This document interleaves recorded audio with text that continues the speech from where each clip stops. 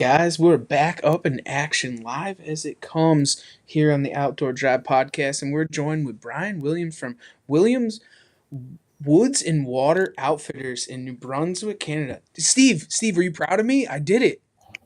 Almost messed it up, but you got it out. I did. I A lot of stumbled on it. W's. Yeah, I know. It's great. I love it though. It's good stuff. But Brian, let's turn this thing right into four-wheel drive. Why don't you tell everybody who you are, where you're from, and a little bit about what you do? Yeah. So I'm located central New Brunswick and outside of Fredericton. Our outfit and lodge is on Robin Hood Lake, which is down the southern part of the province, about an hour south of Fredericton. So we were established in 2017. Originally started just doing spring bear, multi-species fishing, and moose, and now we're evolving into doing all of that, and then plus turkey. So we're getting into some new territory here in New Brunswick. So we looking forward to talking about that today. That's awesome, man. So where did it all start from you? Are you generations? Did it come natural, and your family had done this before you, or you just kind of jumped in head first, hands back, and just kind of loaded down into it? Yeah, before 17, I did a little guiding, just friends, family, that sort of thing. Grew up on the water in the woods, fishing and hunting, and it hasn't been passed down to me. Everything that I've done so far it's been built from the ground up by me. My lodge is built on family property. We own 360 acres of private ground on Robin Hood Lake. So, when I wanted to get into this, cleared the lot, milled the trees, built the lodge, and started going from there. So on a normal hunting base, like how many guys do you hold, say, bear camp? Like how many lodges do you have, beds, so on and so forth, to kind of paint the picture for us? Yeah, we're up to 12 beds now. So we have the main lodge, a couple bunkhouses, and then we're having a couple extra camps kicking around the lakes. We're in a chain of lakes there at Robin Hood. So we're putting up a few more camps here and there, just to be able to hold more guys or girls. That's awesome, man. And one of the things that kind of, is a little bit different than what we kind of do here in the States is you guys have a spring bear season, which we don't have. We do the fall bear season. What's the difference in between the spring bear and the fall bear? Yeah, I mean, that's one of the beauties about New Brunswick is being able to offer both, right? And the spring season it basically starts here in a couple weeks in the middle of April and runs till the third week of June. They're actually talking about extending it to the final week of June this year. Hopefully that goes through, because that June month is the rut of the black bear, right? So, you get the rut activity, the rut hunts in the spring, and you get the size and I guess the fattened up bears in the fall. And it coincides with a little bit of a moose hunting and deer hunting and upland in the fall, right? So you kind of have all them options.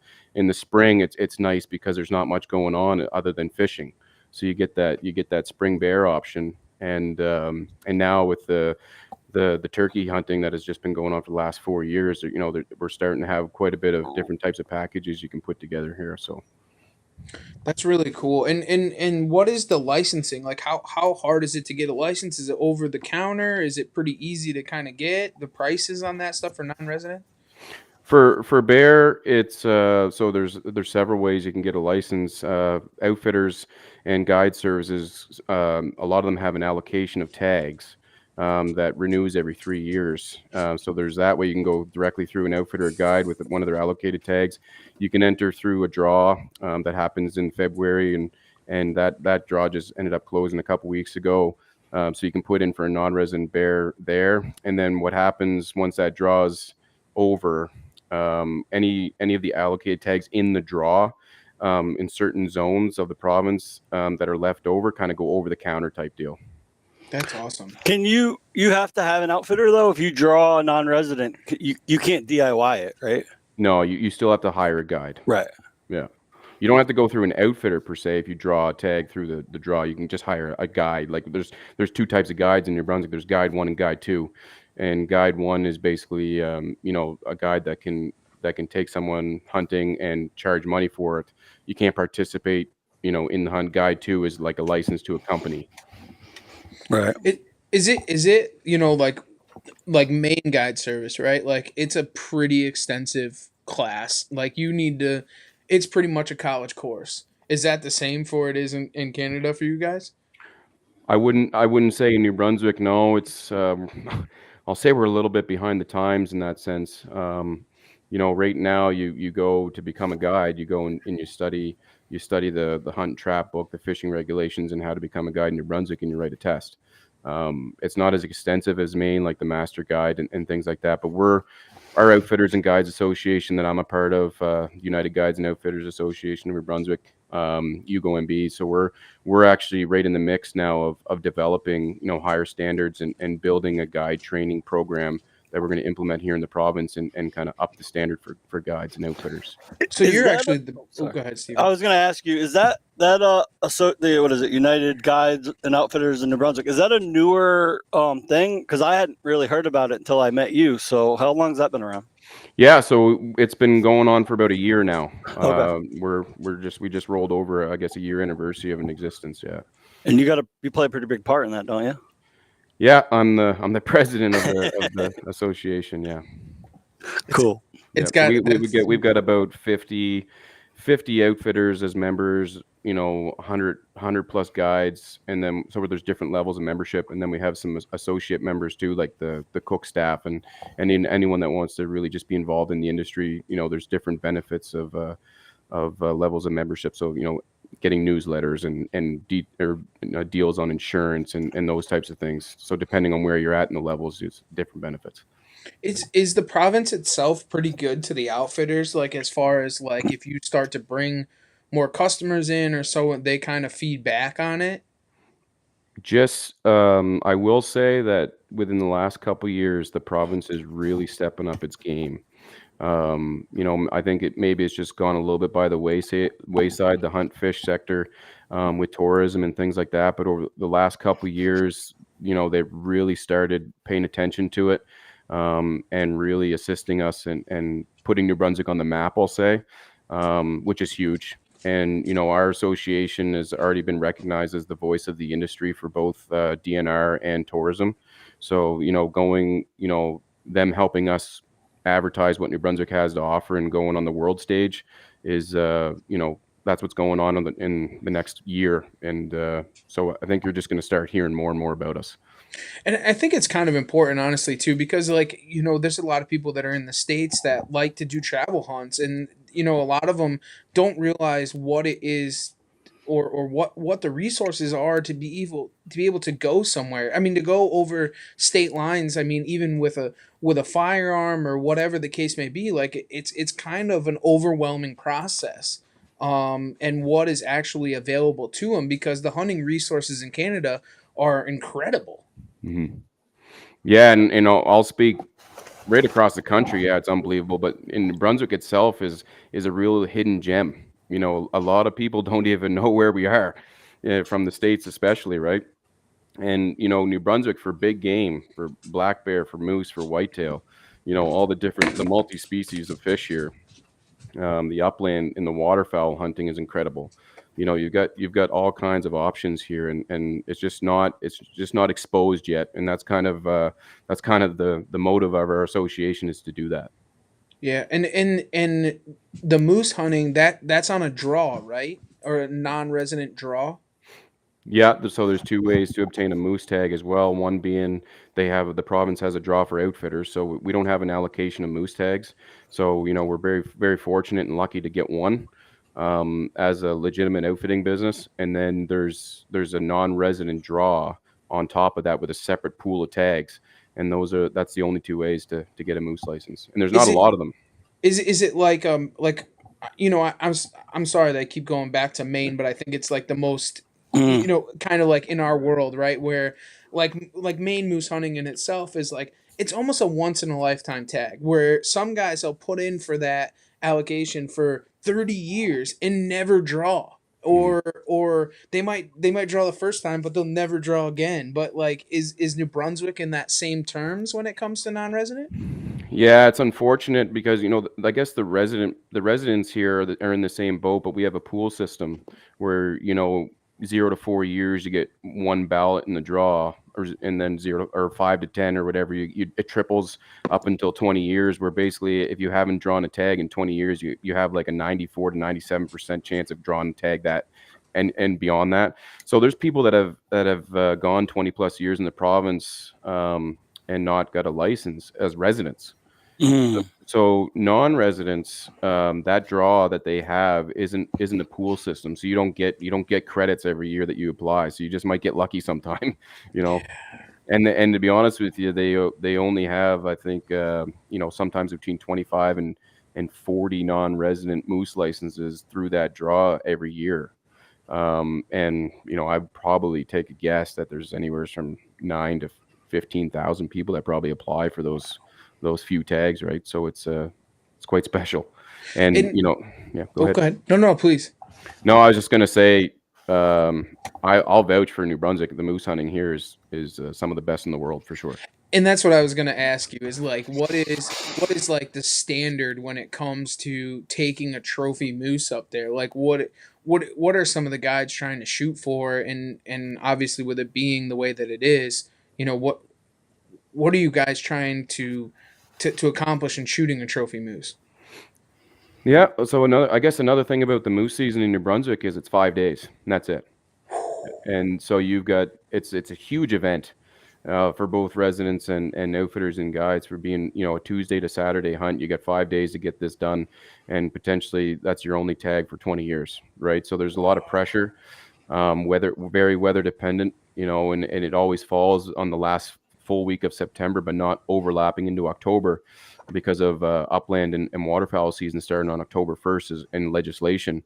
So it doesn't overlap. So it just, the season varies a little bit from that September 18th, 19th up to the 30th, somewhere's in there. But it does land right in the rut activity of the moose. So if you get the weather, you can have some pretty exciting, calling a moose and having that experience.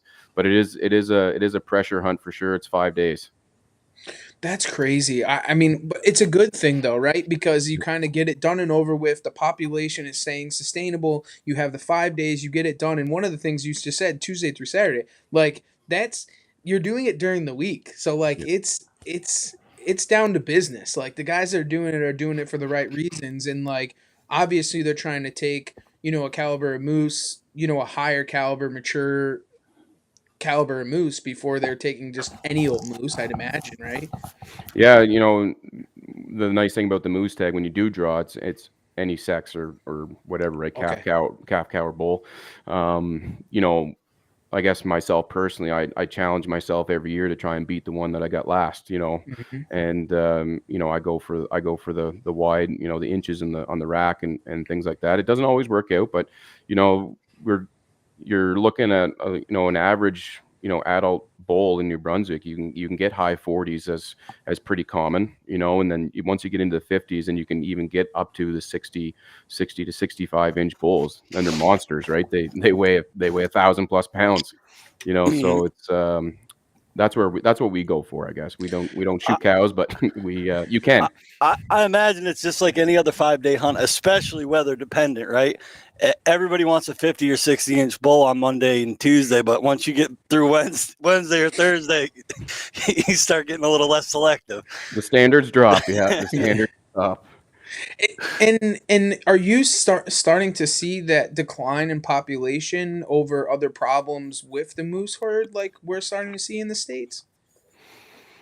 I would say that the moose population here is doing very well. Okay. And from I'll say central province northern part of the province, amazing. Central part of the province, really, really good. That's where we kind of moose hunt. And then the southern part of the province, I would have to say there's a little bit of a decline due to ticks. Okay. So Um, you Mm. are seeing that tick yeah, problem that we're yeah, starting to see here, or yeah. we've have seen for the past couple of years. So like zone 20, where my lodge is, used to be, we're talking years and years and years ago, one of the best zones for moose hunting in the province, way back in the day. And then now it's pretty scarce. I've had to move north to moose hunt. I mean, there's still moose there. They're just in pockets, and so you just have to kind of move with it. You move a little bit further north and you don't have that tick problem. And that's one of the things that we see here in the northern part of Maine. I do a ton of shed hunting there with the dog, and like you see a dead moose there, and you go over to it, and the ground is literally walking. Like the moose, you would think that the moose is like teleporting off of the ground because of like the ticks that are around. It's like the creepiest, crawliest, nastiest thing you've ever seen. And there's millions and millions of ticks just covering the dead carcasses of these moose, and it's like it's the wildest thing you've ever seen. And they're literally, especially on bad day, like bad years, they're killing with it not having as much snow, that some of the small ones, they're dead right there, and they're really, it's really putting a big hurt on them. Yep. Yeah, and you want to shed hunt in the winter for moose in the south. You look for the tracks and things like that, but you're finding blood in the snow. And my one of my guides is a big shed hunter, and he finds beds and things like that. Is just blood in the snow, and then you'll end up finding a dead calf or something like that that have just been that ticked to death, I guess. That's crazy. Mhm. That's absolutely nuts. Yeah. I want to break into this whole turkey hunting thing. Obviously, turkey season is strong upon us here, and so kind of take us through the start of this whole turkey hunting in New Brunswick, because it wasn't all that long ago. How did they rebuild the population to get where it is today, and then kind of where is it standing as it is? Yeah, so I guess the turkeys have been in the province, jumped the border for 20 years ago, Did they and have their passport? yeah, yeah, yeah. I guess originally people probably thought that they couldn't fly across the St. Croix River, um, but they made their way, and we're sitting right next to Maine. They've gone right out and crossed over into St. Stephen, New Brunswick, and kind of spread from there. We have several zones in the province. I know the CWTF, the Canadian Wildlife Turkey Federation, has done a lot of work in getting this going. They've spent a lot of years working with the province to try and get a turkey hunt here. And just 4 years ago, it happened with residents. And it started out, I think, with 150 tags, something like that. So that at the time, I think they only estimated the bird population to be about 1,000, which I think they were off. But anyways, and then as you fast forward a little bit, we're in the fourth year now, and they're up to 550 resident tags. And this is the first year that they offered a draw for outfitters and guide services to apply for 50. They put 50 tags in a pool, and so that just happened. So this is the first year for a non-resident turkey hunt. In the zones, that there is birds. There's a lot of them, and they're spreading. They're spreading pretty good. Do you have a lot of ground predators? A lot of coyotes. Yeah, Coyotes? Okay. yeah, yeah. Any That's type pine martens, bobcats, stuff like that too? yeah. I'd say yeah. There's a lot of cats. There's a lot of cats. There's martin too. Yeah, fishers. Yep. That sort of thing. We have everything. Yeah, and it's just and the reason I asked this is one of the things in talking with, we had Michael Chamberlain, which is actually the University of Georgia's biologist, and he's a turkey biologist actually, and we were talking about ground nesting birds, and then ground predators, and how they've kind of taken a toll on it, and then the people that are hunting here and kind of knocking down the population. And the reason I asked this is if you have a lot of predators, but then you still have a growing population, like where is the balance here? So it seems like, and if it's anything like the northern part of the states, I mean, there's a ton of predators that can take down the number, but you guys still have a growing population of turkeys. Yeah, and I guess it'd be interesting to watch what the effect is on it. I just started paying attention to turkeys over the last couple of years myself, and I think like the trapping industry and stuff itself is kind of like a dying trade as well. So, it'd be interesting to see what the correlation is between the predator population and the turkeys and the grouse, and that sort of thing. Last year was one of the worst years I've ever seen for grouse. I don't know what the cause was. I'm not going to make any assumptions, but Right. it was one of the worst I've ever seen. And everyone that I've talked to, we're pretty well known for grouse hunting up here. And there's people that say I only seen two or three birds all season. When people are sometimes shooting 60 to 100. Yeah. So I don't know what happened. We had a really wet spring last year, Hmm. and it was cold, and so it could have had a pretty bad effect on them. It'd be interesting. This year was one of the mildest winters I've ever seen in my lifetime in New Brunswick. Being in March and seeing grass and lawns and things like that, and no snow in the woods, even in my part of the province, is just unheard of. Right. So it'll be interesting to see if the grouse pop back. All right, I got a question about that though. Tell me about the mild winter and spring bear hunt. Yep. Does that affect anything? Is it good thing, bad thing, or doesn't matter? Steve's trying to paint the picture, so when he's sitting in the bear stand, he's Yeah. self-serving over here. Yeah, no, it's all good. It's a good question, and I don't see it having any effect on it really, because as far as food goes, there's still nothing's green. Yeah, They're gonna on these warm days and stuff, they're gonna get up and walk around. But the typical, like, I'm not gonna call it hibernation, but denning period for a bear is, November to April. And there's obviously some fluctuations in there, some, but I wouldn't bother putting a bait site out now, even though I can get in the woods.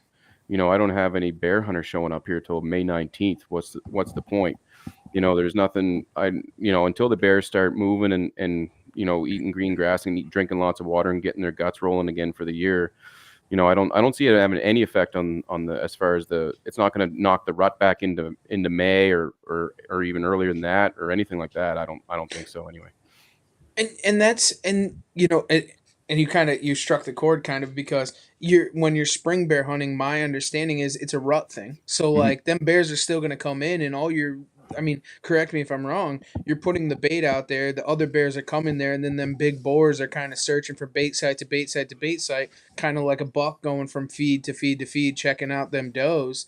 Yeah. So you're really not gonna hurt anything, and it's not like the fall bear season where if there was a lot of berries, then they're not going to come out to those bait sites. But you don't have to worry about that in the spring season.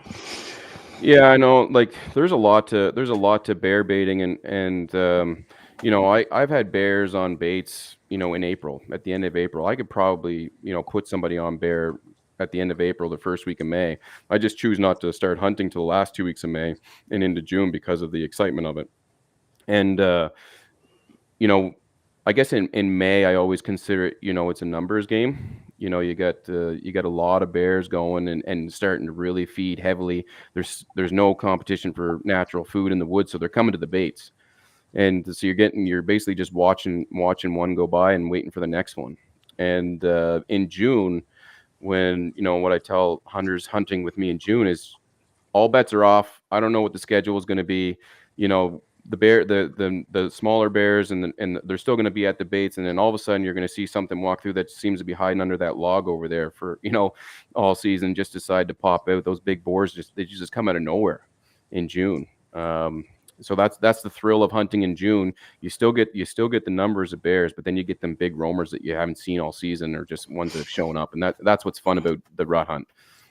that's so crazy. I've never hunted June before, Yeah. and we always hunted last week of May, and I never thought of it as a kid, just when we hunted, I just thought it was all the same. But now thinking about it, knowing what I know now, it seemed like we always heard about a giant getting killed a week or two after we left. Yeah. And I didn't draw the correlation, but now that I think about it, I'm like, damn, that sucker was out there somewhere, and he just rolled in for the rut.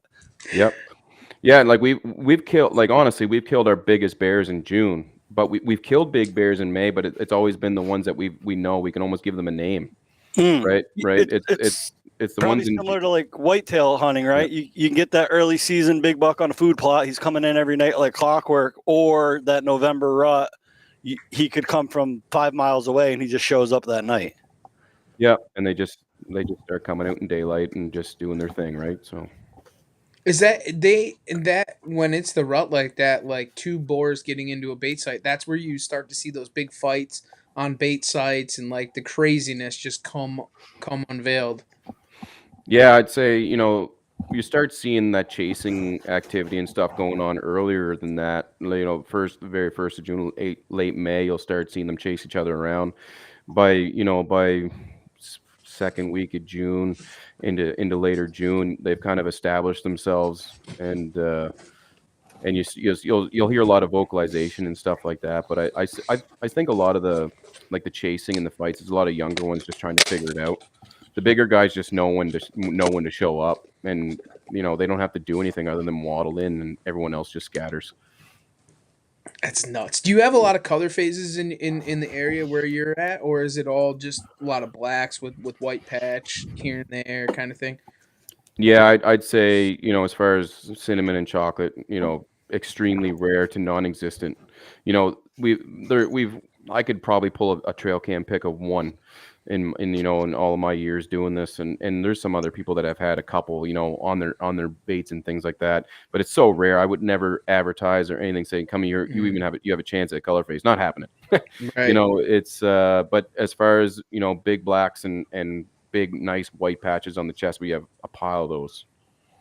That's crazy. It's Yeah. and it's just not. It's just it's all I guess area wise, right? Because like Alberta and that, sometimes some of those pockets will have a ton of color phase or changes in them. Like they'll have 5 or 6 different bears. Some of them blonde, some of them cinnamon. It's just luck of the draw and genetics at that point, right? Yeah, if you're looking for a color phase bear, if anyone asked me, I'd say go west. Mm. Go west. But if you're looking for numbers and and excitement, I'd say New Brunswick. I put New Brunswick bear hunting right up there with anybody as far as seeing the number of bears and getting that rut activity in the spring and things like that. I would challenge New Brunswick to anything. Well, you sent me a map a couple weeks ago of the population density. I don't remember if it was all of Canada or just New Brunswick, but you're like the epicenter of the highest concentration of bears per square mile Yep. there is in Canada, no? Yep. It is. New Brunswick is. Yep. That's nuts. That's so cool to be there. So like on your feeding schedule, like how do you go about, like, the season's about to start for you. So how do you start to get into the season, and then as the season goes, when it does get into your baiting? Yeah, I mean, we're pretty much getting ready now to start. I kind of told the boys think about April 13th to the 15th, in that area that we're probably going to start putting some baits out in the south. That's the nice thing about where my lodge is in the southern part of the province. We lose the snow a lot earlier than the central and the northern part of the province, so you kind of tend to be able to get things done earlier and have get some bear activity a little bit sooner, a week or two sooner. And so we're planning on starting around then. We use a lot of a beaver to get things kicked off, and then once we get the bears on the baits, we have 50-50 mix of corn and oats rolled in molasses, and we use a lot of pie filling, blueberry jam, raspberry jam, and frosting, and a lot of donuts, and a little bit of popcorn and trail mix. That's kind of, we kind of throw everything at them, because Mhm. we find that once they start eating, bears, they're going for what they need. They got to build fat from when they start eating in the spring to when they go back to lay down in the fall. That they got one thing on their mind. It's eating and repopulating. And so we just try and throw a little bit of everything at them, because some bears will choose one type of bait over the other. And if you got a variety at your bait site, I think you're more apt to get more activity and have numbers of bears there. So I've heard a lot of mixed reviews when it comes to like the beaver thing, and it's not a bad or a good. One Mhm. of the things I've heard is that the bears become very aggressive when they're on that meat for some reason, and like they kind of get a little bit crazier than they do when they're on like the oats or the trail mix or that kind of thing. Do you see the same where they like when you have the beaver in there and that meat and that blood, like they rush to get to that bait almost instantly? Yeah, I mean, what I'll do with a beaver, I guess it's once it's there, and I'll cut a beaver up into 4 or 5 chunks, and I'll put it in a mesh bag, and I'll just hang it up in the air out of reach where they can't get it, just for a scent. I'm not. I guess I'm not. I'm not feeding it to them. I'm just using it for the scent. Actually, what I like about the mesh potato bags, when I have the beavers in it and the maggots and stuff get to it, and they start dropping on the ground, you can actually see underneath the mesh bag where the bears are eating the maggots and digging up the ground. Mm. And but I couldn't really say that I would I'll call it, we'll just say a meat bear versus a bait bear or anything like that being more aggressive. I guess I don't have any experience to that. Hmm. Yeah, because there was a couple of guides that I was with in Maine, and those guys were saying like when you start putting beaver carcasses in there, they just lose their mind. Like they get a little bit more aggressive with other bears, and they also when that blood, like as soon as you go there and feed, like they're almost there almost instantaneously to try and get at that bait because they just want it that much more. It's just Yep. I mean, if I ever do like spike a beaver carcass to a tree or something, it's kind of more so on a new bait if I put a whole beaver there. And once they rip that beaver off and they drag it off into the woods and eat it, that's it. I don't keep putting beavers out because they found my bait. They got grease all over their paws and they're starting to track that through the woods. They can find their way back to the bait, and they're gonna, in my mind, they're gonna come after those other like high fat and high energy bait that we use, versus a beaver. What I look at a beaver is just a smell to get them to the bait mhm. at the first of the year, and then once they get that stuff all over their fur and their paws, and they start dragging it through the woods, and coons and stuff doing that, it just creates a network of trails. And then once the bear starts showing up, I kind of call it every year. You get your first bear, your bait. He hangs out there for a couple days, and then there was two, and then there was three, and then it's just game on after that, right? So. I think one thing you do that's ingenious is the popcorn. Yep. Because a lot of people don't realize, unless you bear hunt, is with bigger pieces of bait, a lot of bears can come in, steal a piece of bait, take off, eat it in the woods, come back a half an hour later, grab something, take off, and just do it all night. And it's fun to watch, but you want to watch the show right in front of you. But when you got that popcorn there, they have to sit there and eat it because they're not going to take a piece of popcorn and run off with it. So I thought that was pretty cool. Yeah, for sure. And we use we've kind of learned that over the years, less is more. You don't open up a great big hole so they can tip your barrel over and take everything with them in the woods, right? You just got to make them work for it a little bit more, and then they sit there and lay right down at your bait. And it lasts a lot longer too. So the popcorn and the trail mix and the oats and corn, we've kind of went right to that over the last several years, and it's working out really good. And frosting. For some reason, they love frosting. I don't know what it is with frosting. Yeah, I will say last year we harvested over 20 bears, and every single one of them had frosting coming out of their nose. Did you use a colored frosting? Yeah, it was like a turquoise blue. It was kind of sad, You could see it on Dad's bear's nose. He sent me the picture, and I was like, "What's that blue shit?" And Dad's like, "Frosting."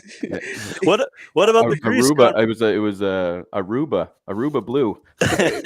What about the grease gun? You retire that thing, or are you bringing it out? No, I'll be bringing that out again this year. You got to see that, Trev. He's spraying grease out of it looks like a fire extinguisher. That's the forest firefighting backpack sprayer works good. The guy that we went with in Maine a couple of years ago, he used pink frosting and he put it on the barrels. And so obviously, my background's taxidermy, so we would go up there and we would skin all the bears for taxidermy, and I'd have pink frosting from head to toe at the end of the night because it'd be all over the bears. The bears, when we got home to have to skin them out and like tan them, we were like scrubbing these things to get the pink frosting out of their fur. Like, I don't know what, every bear had it. Every bear. I think you should start using white frosting so the hunters go, "I got one with the big old white V." No, that's just frosting. Sorry, buddy. Yeah, no, that's the first. I'll be honest with you, that's the first thing they go to every time. Yeah. Yeah, they just sit there. We smear it into the bark of the trees and like into the crevices in the bark, and they'll sit there and lick that for hours. But you make a good point. I mean, when it comes to any kind of grease, the frosting, molasses, any sticky substance like that, man, they get it on their paws, and like you said, wherever they go, they're leaving a scent trail, and then another bear comes through, crosses that scent trail, and you're just making a network of just everything's coming right to that hub of a bait. Yep, for sure. That's awesome. the strategy.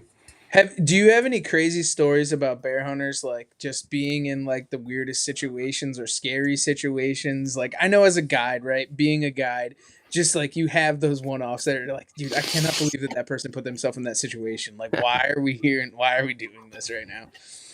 All kinds, really, but at the end of the day, we try and keep everybody safe, but one of the the things that stick with you and carry from one week to the next or the next one season to the next is the biggest thing for us is don't get down out of your stand after you shoot a bear and try and track it yourself into the New Brunswick woods that you've never been in before. You know, us as guides, we take you, we put you in the stand, and we take you out of the stand. You know, and so we've had.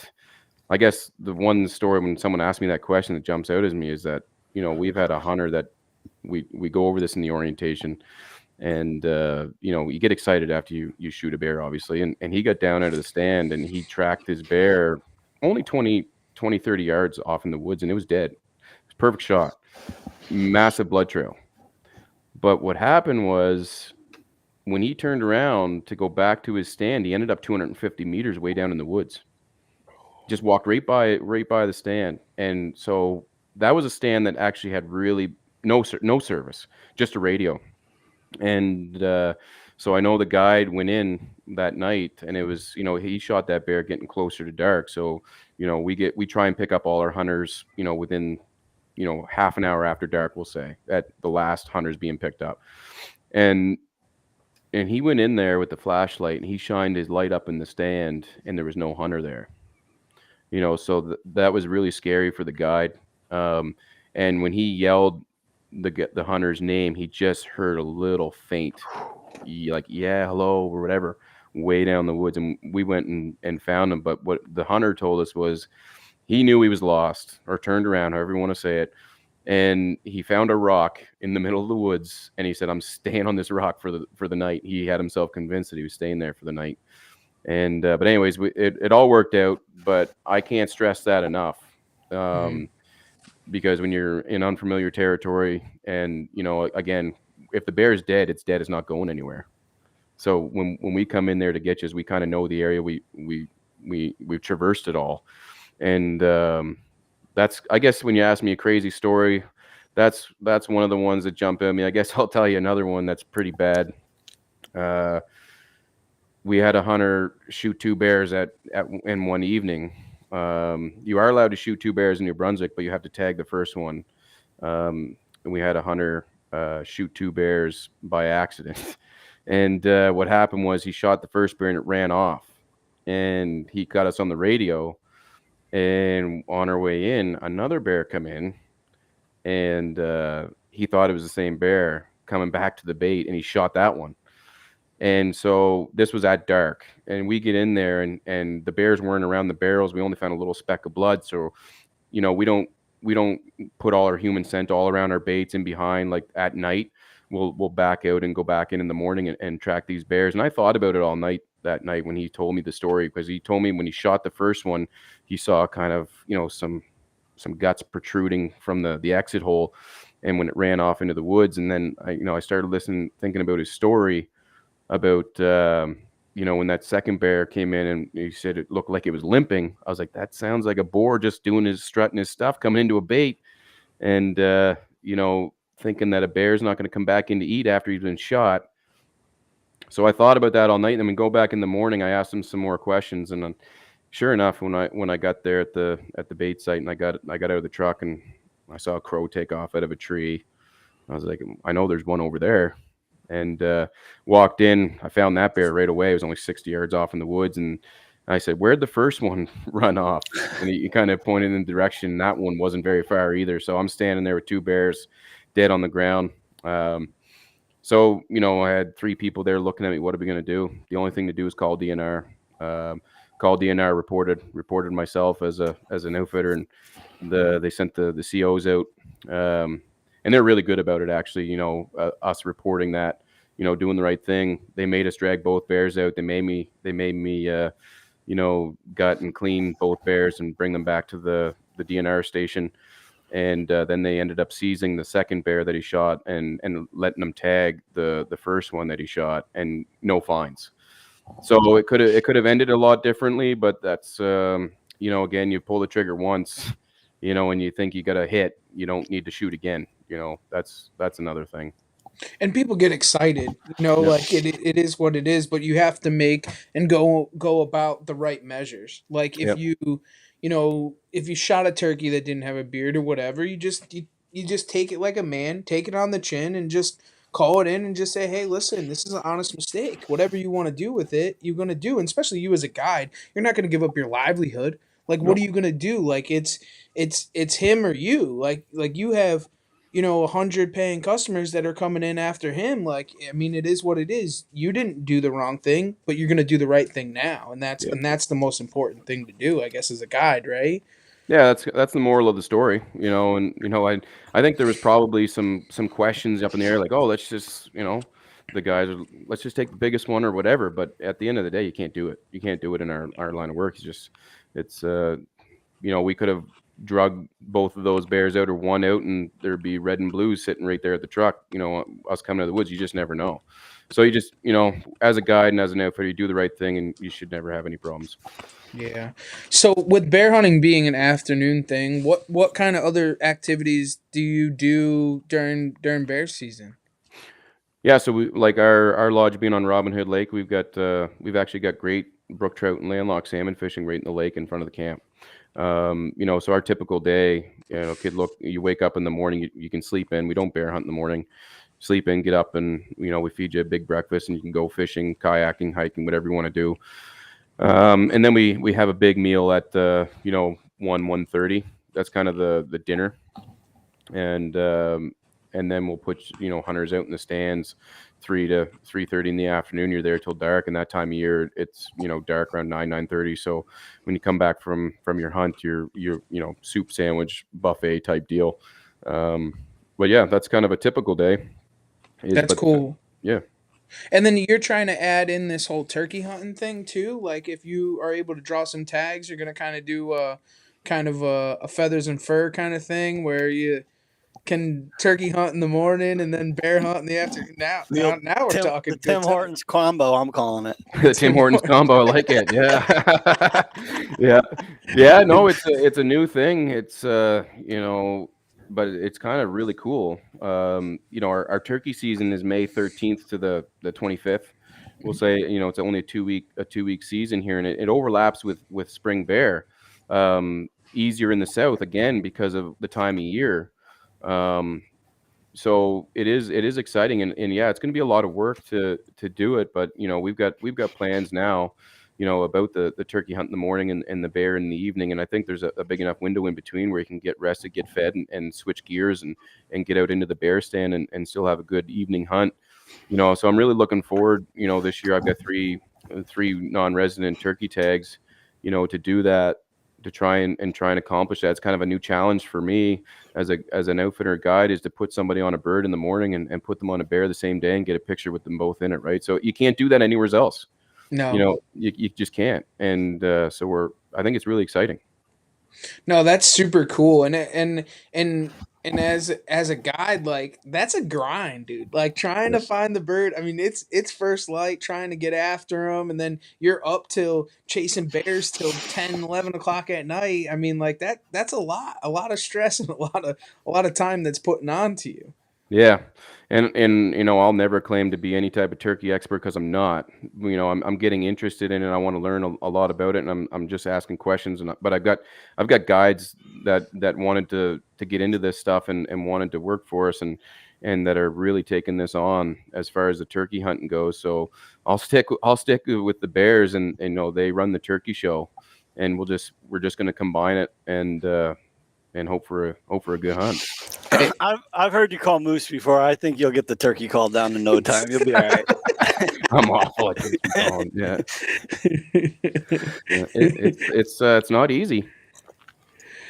No, it's just time, man, and like you running around and stuff. It's just putting that call in your mouth and just going to town. But don't try to be, I say it all the time to guys in seminars and stuff, is don't try to be a professional. I mean, if you can't do it, then just grab a call that's easier. Yeah, Like if you're not making the right noise, if you're not making the right noise, there's no point in doing it, right? Like so, just grab a pot call, grab a box call. Everybody wants to be a mouth read guy, but there's no need for it if there's other calls available to make yourself successful. So 100%. Yeah, yeah, it's the same with moose calling, I guess, right? I mean, like if you're not making the right noise, why do it at that yeah, point?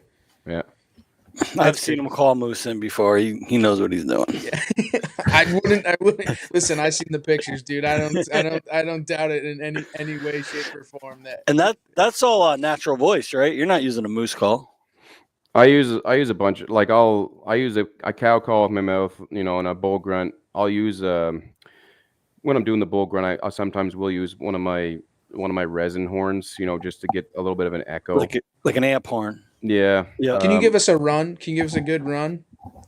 A good run of moose calling? Yeah, Sure, why not? I love What do it. you want? What do you want to hear first? Oh, just give us the whole lowdown, dude. Start it from the beginning. Paint us a picture. Yeah. So I guess, like, what I do. I wish I had my calls with me, but Yeah.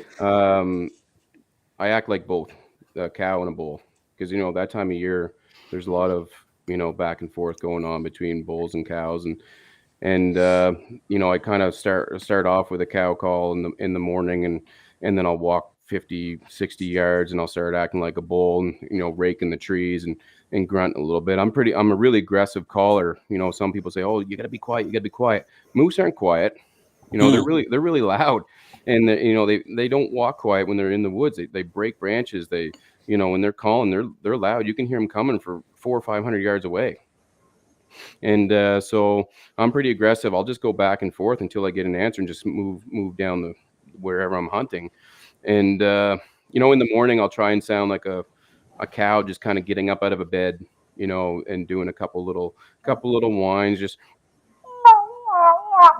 and just not that big the long bellowing call, and then walk down the road and do the thrashing. Once you start thrashing, that usually, if there's a bull in the area, that gets them going.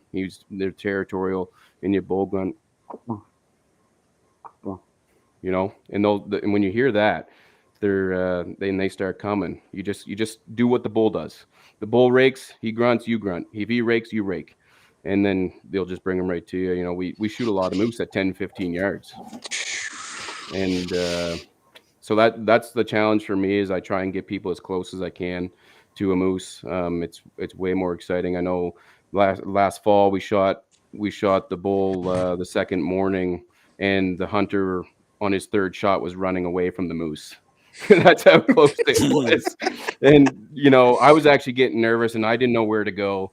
And when he shot that moose, it kind of ran right at me, and started flipping down and landed right basically at my feet. I was hiding behind a little small pile of bushes, and so it was awesome. And we have a lot of moose hunting stories like that, and that is my ultimate favorite hunt, is moose hunting, for Yeah. sure. But again, I don't know if it's from, being young kid and dad always bringing me to Canada to bear hunt or whatever, but I've always had a fascination with moose. And I know elk's like the mecca. Everybody wants to go west and chase elk, but there's something about that Northwoods moose hunt at 10 yards that just, whew, Hands down. yeah. Hands down. And it's funny, Brian, is that you kind of just walk through a scenario of turkey hunting, because it's Yeah. literally one and the same, man. Like if that bird gobbles, you just give. And when he howls again, it's just that you understand the interaction in a Right. moose. It's the same as a turkey. It's just that when it pops out, it's 22 pounds, not 2,200. I mean, that's the only difference, Oh, right? well, I mean, I was thinking the same thing when he said when he hears the bull, you just duplicate what he does. And it's the same thing. If you have an interaction with a hen, however, if she wants to be aggressive, you be aggressive back to her. If she's mellow, you're mellow, and you can just play that game. and I think a lot of guys lose that aspect of it, where probably with moose hunting too, is that like a lot of the times, dude, you're calling to that hen. Like if that hen is a boss hen, man, you got to be a boss hen too. You know what I'm saying? Like if she cuts, you cut. You cut.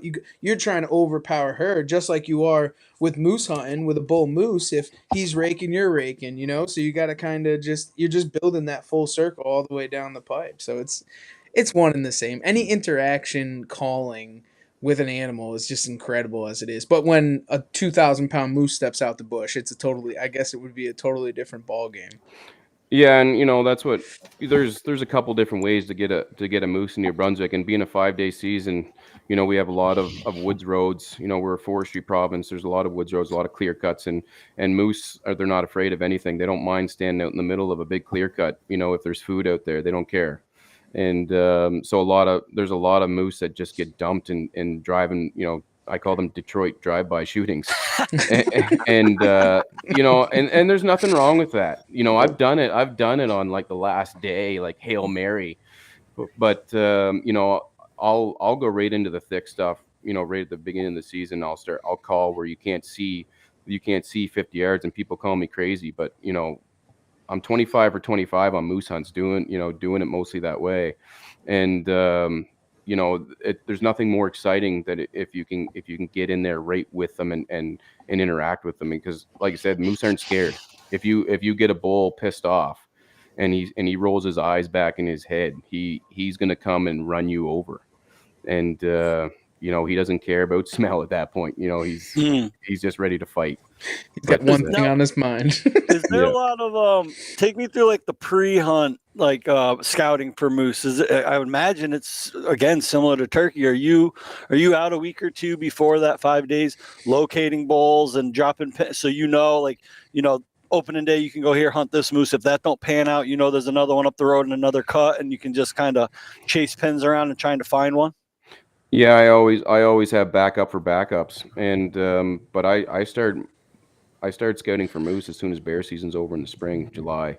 I get mineral sites out. I don't necessarily hunt over my mineral sites or salt licks or anything like that. I like getting out there and getting pictures and seeing what's in the area.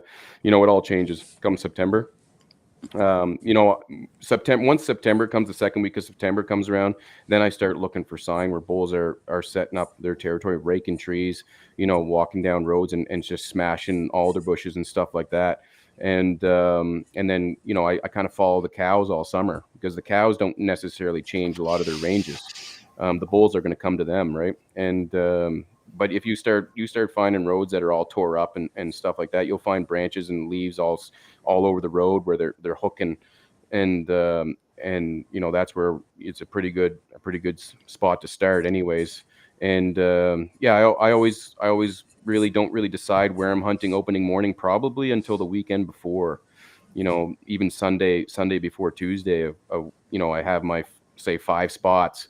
And I don't necessarily have to see what's there, like see the animal. I don't want to see the bull until Tuesday, but I know I guess once you find, I start to look for a piss hole, what we call a wallow or a piss hole. If you find one of those on Sunday or Monday, you hunt that on Tuesday. And if you find a fresh one, you're golden. Do you run trail cameras and stuff too to try and find out where they are? Yeah, we do. But it's mostly just for pictures. Okay. I'll be honest with you. Out of all the moose hunts that I've been on, all the moose that I've shot, I'm gonna say one of them I've had on camera. Wow. And I've had monster bulls on camera and stuff, and get all excited thinking that you're gonna get that bull, but I've come to realize you're not gonna see him again. And they just have that big wide range, and they do what they want to do. But you get in the right areas, you're gonna shoot. You're probably gonna shoot a bull that you've never seen on camera. And Yeah. we shot a bull 2 years ago that was, I had a camera set up there all season, had a bunch of bulls, and opening morning I was like, oh, we're probably gonna get one of these guys. And we went in there and called. Daylight was 6:50, and we shot a bull at 7:15. I never had him on camera, and we shot that thing, I'm going to say 60, 70 yards from the camera. Wow. Now that last week of September, is that prime rut? Is it still pre-rut, or is it? I mean, right in the heart of it. I'd say it's right in the heart of it. Now, people could argue that it rolls into October and things like that. And I'm sure it does. Like, I'm sure that the breeding activity runs into October. But I think as far as the rut goes, the calves are born the same time every year, so they're doing what they do the same time every year. Mm. And so I find, as long as you don't get the high winds and the heavy rains, and you get aim for 0 to 4 degrees in the morning Celsius, by the way, that Get on my calculator. but you get that, if you get that frost during moose season, she's game over. I love it, man. Yeah. I'm all pumped up to see the video of Stevie up there with Mark. Like that's gonna be good. The Yeah. big moose hunt, dude. That's awesome. That's gonna be a blast. I can't wait to see it. Oh yeah, You- it'll be fun.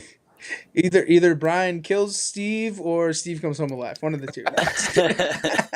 We'll be all right. Yeah, no, I'm just You better kidding. have quiet feet. You better not be kicking rocks. Oh, no, No, he's I'm quiet. like a ninja. A ninja, a straight ninja. Well, Brian, I got one last question for you, man. And we ask everybody this, and we want to know what drives you outdoors. Yeah, no, great question. I would say now I'm working for my hunters, and I just love, I guess, the challenge of trying to do better than I did the year before, in the sense of being a guide and an outfitter, and just trying to find that next trophy that we're going to chase. Fishing and stuff like that is, I'd say fishing is down the list for me a little bit, but we still enjoy it. But as far as that goes, it's just simply trying to do better than what I did the year before. Before it was, growing up and stuff, like I said, I raised on running up brooks and fishing and hunting and stuff like that. But now this is my passion as far as being a guide and an outfitter, and just trying and seeing other people, harvest a trophy animal of a lifetime, we'll say, or something that they've never done before, or, trying to beat, I have a lot of repeat customers trying to beat what they did before. That's what drives me. And I'm really enjoying it. It's the life of a guide is a tough life, right? Because you have to put yourself second and everybody else first, and it's a tough thing to grasp at first, right? Because you kind of take away from your own seasons to try and see people succeed, but there's certain guides that they have it in them, that it's really truly honestly about helping somebody else succeed, helping them teach and really learn the ways of teaching properly for other people to have success, man. And it takes a real strong person to put themselves aside, especially someone that, like yourself, that grew up, hunting and fishing, and like you're not putting as many on the wall as you were before to kind of make sure and then watch somebody else succeed. So that's a tough thing. It really is, but a good thing. Yeah, yeah, for sure. Brian, can you tell everyone where they can find you, man? Maybe check out your website, look at your rates, kind of, if they're thinking about coming to New Brunswick or kind of Do you follow along. do you have any openings still for this spring, or are you booking for 2025 now? Yeah, we're booked solid for spring this year for bear and moose. I mean, I'll always entertain, a week of fall bear hunting in September, like the first week of September. I find the first week of September is still really good bear on baits, but once you start getting a bunch of, traffic and stuff like that in the woods, I find it gets a little bit tougher. But anyways, yeah, we're booked for spring. Next year we're booking. But I guess for as website goes, williamsoutfitters.ca. We are on Facebook, Instagram, Williams Woods and Water Outfitters. Awesome. I'll post the links below here, man. But Brian, we really appreciate you jumping on. Looking forward. Steve's gonna come up and visit you and take some videos and stuff, and we'll share those on our channels. And it was great talking to you. Thanks for taking the time with us here on a Friday night. And for everyone else, thanks for taking the ride right here on the Outdoor Drive.